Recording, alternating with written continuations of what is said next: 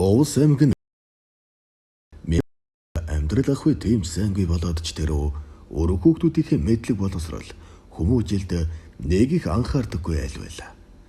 Тэдний хүүхдүүд ертөнцийн жамаар зоргоорон өссөн гэхэд болно.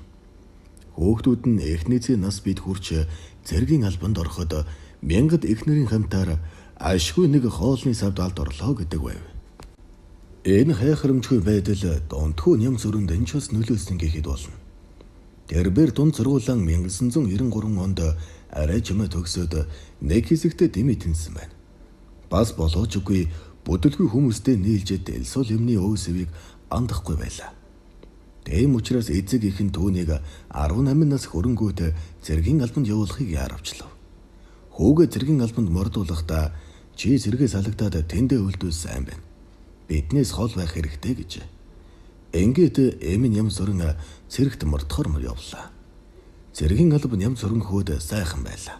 Ар гэртээ хоолтой хоолгүй өссөн түүнд айран мөр бүтэн гэдэс татуулан төрөөрдөж хэлэхэд амар байв.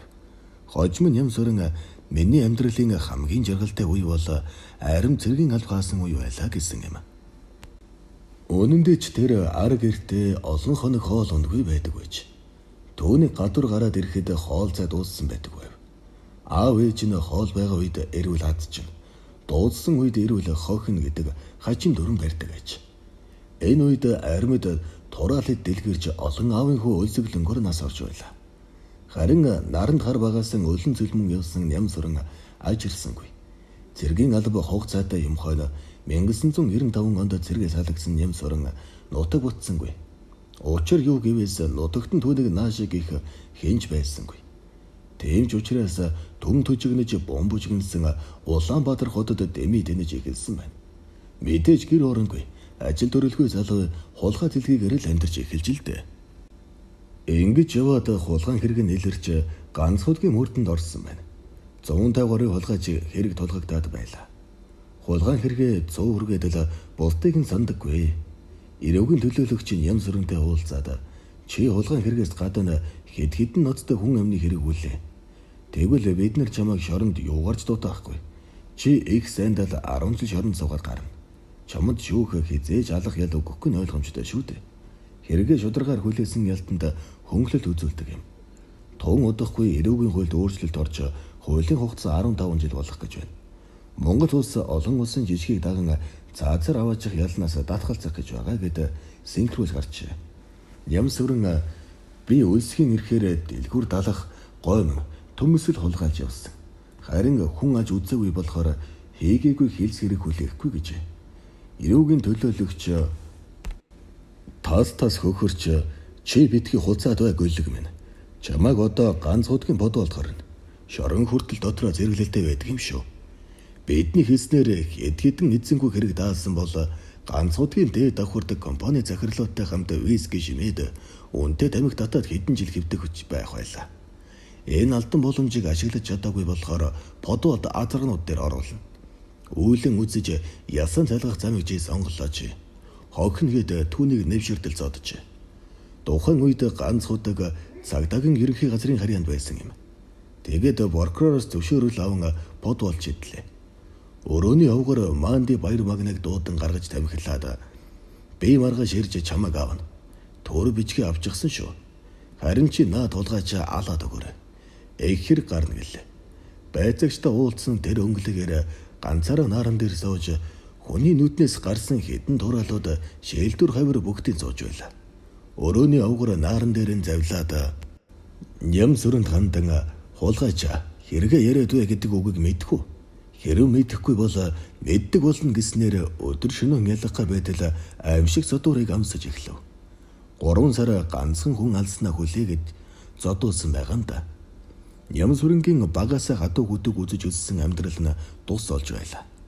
Төвний энэ яргалын дэргэд ардаа юушин 990 юуч биш мэд. Ням сүрэнг олон хоногор нойргүй байлгах, гарынх нь хуруунд сой зэргүүлэх, ээлжлэн зодох, нуруу эмзэг хэрэгтэн дээр гялгар ууд шатаан түлэх, тогон зөхүүлэх, шээлтүрний савн дээр олон хоног суулгах, зэмэнтэн шалан дээр уус асгаад нүцгэн унтуулах зэргээр бүтэн 3 сар тамалсан байна. Өрөөний овгоор Чи жингэлтэй дүүрэгт гарсан хүн амны хэргийг хүлээж. Тэгвэл мөрдөн байцаагч чинь хоёр өрөө байраар шагнуулж цол нэмэх гээд байна. Яасан юм ойлгодгүй пиццавай гэдэл түүнийг балбана. Нямсрын аргагүй ирэхэнд хүлээлээ. Овгор түүний энэ албаныг ихэд үнэлэн цагаан хэрэглэлтэй даавн тунтуулан нарандаж эдэж үзээгүй тансаг хоолоор нь дайлж шөнө өвөрт нь банд хийж өгчээ. Жингэлтэй дүүрэгт гарсан хүн амны хэрэг Нямсрынгийн айл ухаж явсан цаг үедээ тохируулахаа мөрдөн байцаагч мэдэлгүй яах вэ? Ингээд мань залуу хүний амнасыг онц гэрсгээр шунхаан зэдэлтэйгээр хөнөөсөн хэлц хэрэг хүлээлээ. Гэтэл бас нэг танихгүй байцаагч Нямсрынд хэрэг хүлээлгэхийг баяр магнаагаас хүслээ. Ерөнхийдөө Нямсрын цагдаа нарын цол ахих хэрэгсэл болон хувраад байлаа. Дахин нэг хүн амны хэрэг хүлээлгэхийг шаардав. Ядаж байхад монголоор дүүрэн эзэнгүй хүн амны хэрэг. Нямсрын дахин хэрэг хүлээж чадахгүй. Анхны хүн амны хэрэг дээр цаацлуулах ял авч хаад байна гэж учирлав. Өрөөний овгор түүнийг нааран дээрээс түлхэн унгаад Нямсрын новшоо би чиний төлөө зөндөөл холбоо болж авлаа. Одоо ивэр ярихгүй гээд зодууран ихэлсэн байна. Нөгөө байцаагч хүрэлцэн ирж чи хоёр дахь хүн амны хэргийг хүлээхгүй бол чамайг алдарт алуурчин дамжи осрын энх холдын өрөөнд оруулаад бөксийг чинь ухуулаад өгөхөөр чи банд болжсэн юм чинь өөр яах юм бэ? Чамайг шоронгоос гарын гартал шуумрууд болоод захын хулгайч нар эдлэн шүү дээ. Чи насан туршдаа эмэгтэй хүн болж эрийн өвөр хийсэж янцаглаж байх уу? Үгүй юу гэдгийг сайн бодоорой. Хэрвээ чамайг энэ хэргийн хүлээвэл чинь Улаанбаатар зочид буудалд сайхан хүүхэн тэрвэрлэн гэж ятгалаа. Нямсрын гүрийхээр шийдэж би энэ хүн амны хэрэг хүлээсэн шүү дээ. Та намайг зүгээр оргичихл доо. Би амьд гармаар байна гэж гуйсан хэдий ч мөрдөн байцаагчийн шунал дууссангүй. Нямсрын зодуураас шантран дахин нэг хэрэг хүлээж өрөөнийх нь овгор новш гэрч болж хөдөлгөөнгүйгээр хийлээ. Ингэж олон ядуу айлын болон таришаны хүүхдүүд алуурчд болж заазлуулан гэрчгүй болдог байлээ. Хэрэг илрэх тусамд бууны ноход баярлана. Мөн хэрэг илрүүлэх тусам зол нэмүүлэх байцаагч нь баярлдаг байв. Овгор хулгайчийг хэрэг илрүүлснийхээ шагналд ганц удаагаас гарч найрлах хүүхэндх ажилдан орсон байна. Бууны ноход ганц удаагт 5-6 жил хүртэл сууж хэрэг илрүүлдэг байна. Ингээд Нямсрын хоёр хүн амны хэрэгт холбогдсон өвөл таман эдэлж эхлэв. Насаараа шорон суусан хулгайч нарын айцыг дөрүүлдэг подволд 3 жил яргалуулсан байна. Түүнийг анх мөрдөнд ороход байж байсан төлөөлөгч дархан хотод 3 жил ажиллаад ганц удаагт эргээд иржээ. Тэрбээр хуучин хоригдол Нямсрын танимхааран "Өө, энэ нөхөр шоронгоос алдаггүй нөхөр болоо шүү. Монголын шоронгийн залгамж халаа юу? Дахин хулгай хийгээд эргээд ирээ юу? Хэддэг нахурч нь вэ гэсэн байна. Нямсрын таныг дархан шилжснээс хойш ганцч гараагүй шүү дээ. Ганцын бодволд 3 жил 6 сар сууж байна. Энэ хугацаанд эмнэлэгт хэвтүүлэх өөрөө солих нэгжүүлдэл хийсэнгүй. Би удахгүй заазлуулах байх. Нөгөө ертөнцид эрэлхийн гэлжидэг хэрэгэн ярихад тэнхээтэй л очмоор байна шүү. Та энэ бодволоос холдуулаад өгөөч гэж төлөөлөгч эхэд гайхан хүн битгий хилэд төмөрч гисэн зэвэрхээр хугацаа байна. Наад хоригдлоо дээд давхар шилжүүл гэсэн байна. Дээд давхарт шилжин гэдэг амралтанд явлаа гэсэн үг. Нямсрын авч явсан хянагч их сайхан сэтгэлтэй хүн байлаа. Тэрбээр би чамайг баян хоригдол дээр оруулна. Аясаар нойгоор хоол унднаас нээдэж тэнхэрж авахыг боддог гэсэн аж. Ингээд нэгэн бүдүүн бур царайтай хүн дээр орсон нь нарантуул захын боос иш сайхан самбуу байв. Тэрбээр ихээхэн хэмжээний эсперт датваргүй оруулж ирсэн хэрэгээр хоригдож байсан аж. Нямсрын түүнд өөрийн бүх зовлон зүдгүүрэн ирж эргэлтийнх нь хоол хүнснээс ууж идэж байлаа. Бас оюун бэлгийн тамир гэдэг хоригдлыг нохо хийлэхээр тэр хоёр дээр хийжээ.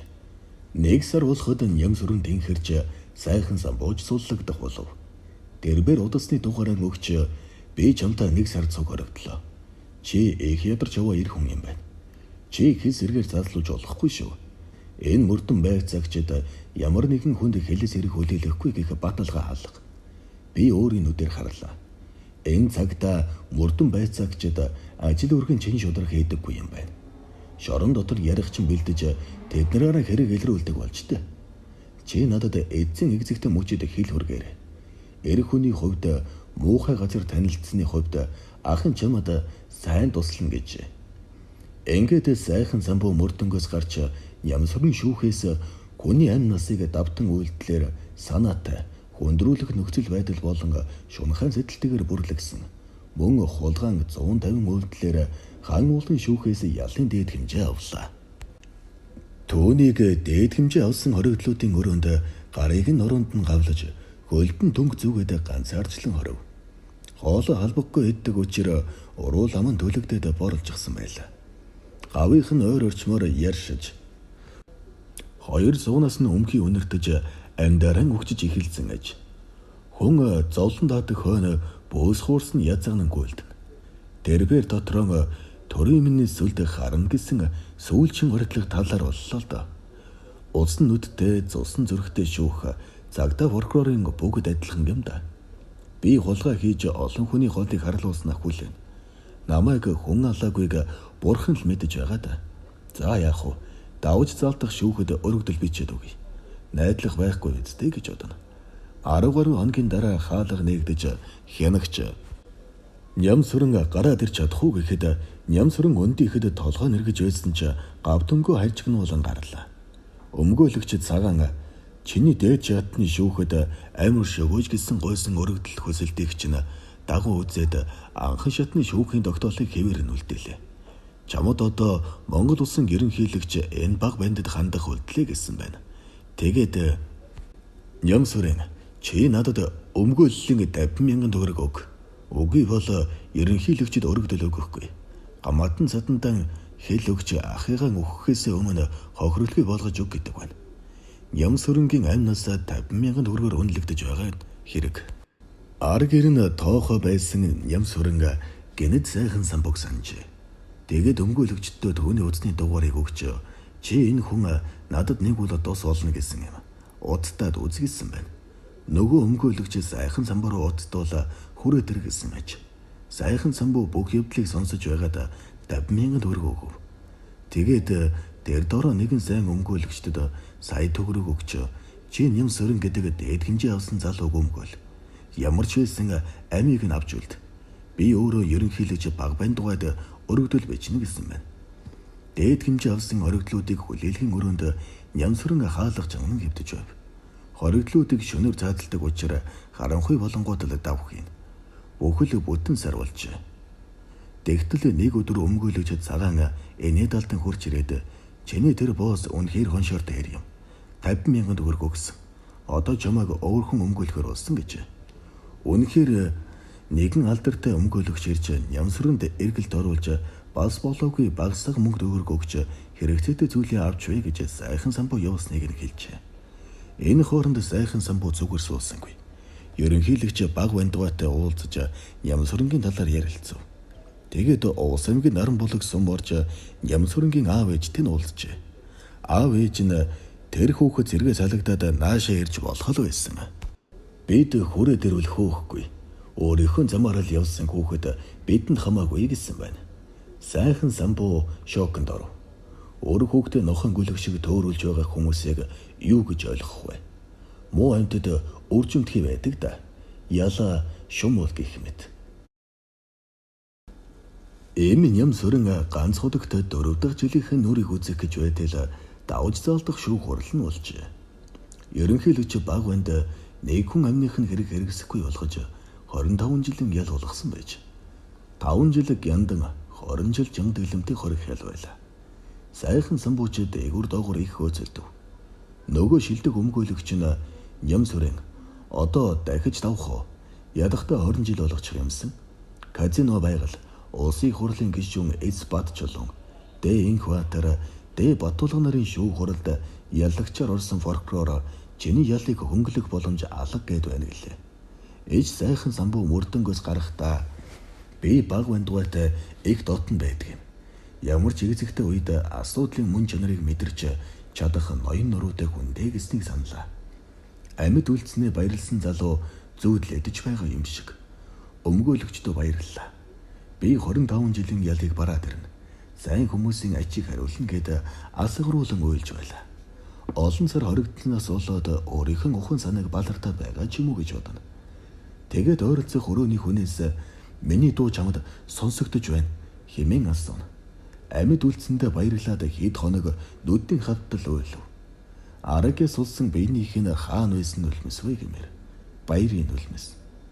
Энэ үед хоёр хянагч яаж энэ хоригдолд ойртондоо гэж ярьж байлаа. Үз сахал бөөс хуурсандаа баригдсан түүнд хянагч нар ойртохоос сэжиглэж байв. Ингээд Нямсүрэнг Гянданд очихын тэр.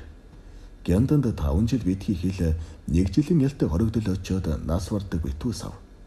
Эргэл тойролтгүй бол бүр хэцүү. Хэдэн сарын дараа дахир соёотод хаймар жипэд тоос босхон ирсэн нь сайхан самбуу байлаа. Тэрбээр Нямсүрэнгийн дотор хувцснаас өгсүүлээд ном сонин оосойц 500,000 төгрөг өгөөд явжээ. Гяндан түүнийг сайхан самбуу 2 удаа эргэж ирсэн байна. Өөр түүнийг эргэх хүн энэ урьдчилан хорвоод харамсалтай байсангүй. 5 жилийн дараа Нямсүрэн дэглэн буурч онцгой дэглэмтэй шоронд очижээ. 5 жил Гяндан суусан оригдол явж чадхан байдаг гэж. Ойр ойрхон гიშгэж явна. Энэ үед сайхан самбуу бас эргэж иржээ. Түүнд бодолтой сая төгрөг өгөв. Сая төгрөг барьж үзээгүй залуугийн хөлсөн чихэрч хоригдлуудад талыг нь тарааж санаа амарсан гэдэг. Онцгой дэглэмтэй хориход бие хан тэнхэрч усанд амьдрах гэж байгаа бол матартай бүд эрсэлд удирдлагаасан хол байж гал зууханд ойр бай гэдэг зарчмаар хулгайч нарын адилаар амьдарч игэлсэн байна. Олон жил шоронд дарчилсан Нямсүрэн өдгөө элбэгдөрчин өршөөлийн хуулиараа дэглэн бууран жирийн дэглэмтэй хориход очсон. Хэдэн жилийн дараа суллагдаад сайн хүмүүсийн ачийг нь хариулах үзье. Тийм амар зовлон үдсэн хүнд жирийн шорон гайгүй байлгүй дээ. Тэрбэр нэгэнтээ тэр шоронгийн төлөөлөгч дарахнаас ирээгүй бол сайхан сэтгэлтэй хянагч намайг авч яваагүй бол сайхан самбуу ахын өрөөнд очоогүй бол өдийд би нөгөө ертөнцид байх байсан. Хүлээлгийн өрөөнд байхад л миний хой ухаан нөгөө ертөнцид бараг очсон байсан. Одоо ч гэсэн зүйдлээд байна уу гэд энэдэг байж үлээ. Тулааны зам хатуу болох тусам сайн хүмүүс олширдог гэсэн үг бий. Зовлон бэрхшээл гэдэг хүний сайн муу зан чанарыг эгтод гаргадаг аж. Олон 10 залуус хуулийн золиос сулж байгааг мэдэрсэн эш сайхан самбуу улсын их хуралд би эрүүгийн хуулийг өөрчлөн гэж орж ирсэн. Тэрбээр олон 10 залуус бууны нохойнуудын тусламж эрүүгийн төлөөлөгч нарын мэргэлдэр хийгээгүй хэрэгээ хүлээснийг мэдэж байгаа шүү дээ. Тэр тусмаа Дариншааныхан төр засаг эцэг ихтэй гологдсон залуус энэ замаар явж ялын дэд хэмжээ авсан тохиолдол олон байна гэж өгүүлжээ. Улсын их хурлын гишүүн ээж сайхан самбуугийн хийсэн энэ алхмыг сонсоод ихэд сэтгэл хөдлсөн билээ. Дашрын дүүгүүлэхэд оюун бэлгийн тамирыг шоронгоос гарч ирэхэд сайхан самбуу 3 сая төгрөг өгсөн бөгөөд 5 хоногийн дараа эрүүлжүүлэхээс аваач гэж удацсан гэдэг. Эрийн хугархай сайхан самбуу түүнийг эрүүлжүүлэхээс гархан авч 50,000 төгрөг өгч дахин уулзахгүй гэж. Эрүүгийн хуулийн алдаатай залтууд олон 10 залууг өвхөл рүү түлхэж байгааг элтод гаргах, төвхөн сургамж болгох цаг иржээ. Соцнигмийн үед хүн амны 1400 хэрэг илрүүлсэн хурандаанууд их байдагсан. Эмэн Нямсүрэнг дөрөөлөн албан тушаал алдар нэрд хүрсэн 3 хурандаа бий. Миний бие эдгээр 3 хурандаагийн талаар нэлээдгүй барим цоглуулсан бөгөөд нэгэн цагт дэлбэрэлт хийх болно. Зарим нь бүр ховдод гарсан хүн амны хэргийг Улаанбаатараас тэр тусам ганц удаагаас илрүүлдэг байлаа. Тэд нарын хамгийн сайн бууны нохой болох Дамчин осрын инх болд мөрдөнд 4 жил сууж олон аавын хүүгийн замыг заасан. Цагдаагийнхан энэ нохойгоо өөрсдөө устгаж санаа амарсан билээ. Хүмүүнлэг ардчилсан нийгэмд олон 10 залуус хүчний байгууллагын золиос болж жилдээ 50 гаруй хүн хэлс хэрэг хүлээлгдэг болохыг хүний эрхийн комиссийн илтгэлдийн дурддаг юм билээ.